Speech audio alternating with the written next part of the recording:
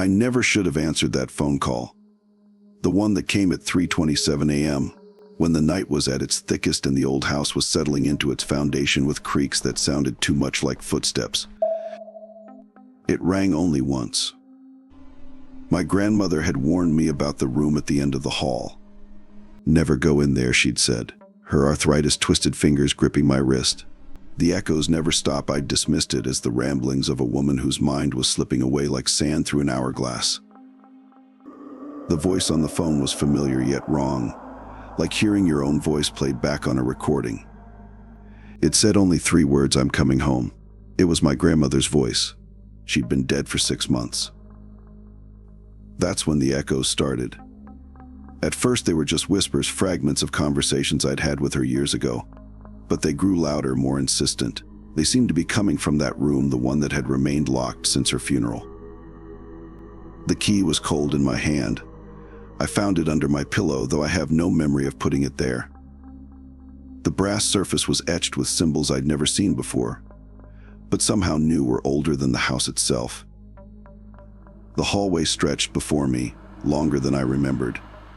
Each step felt like wading through molasses, the air growing thicker, colder. The echoes were clearer now, not just my grandmother's voice, but others. Dozens of them. Hundreds.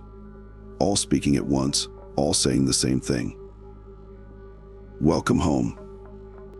The lock clicked open on its own.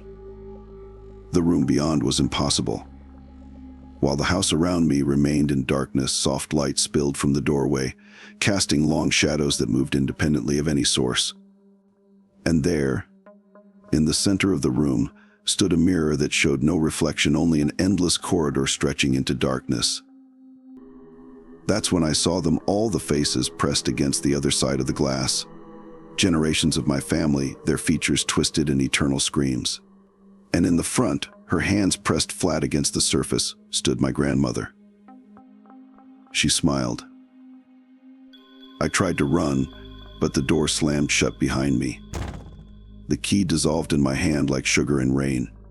And as I stood there watching my grandmother's reflection step out of the mirror, I finally understood what she'd meant about the echoes.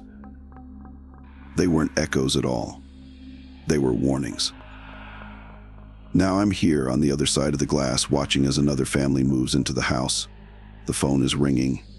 It's 3:27 a.m. And I know exactly what I have to say. I'm coming home.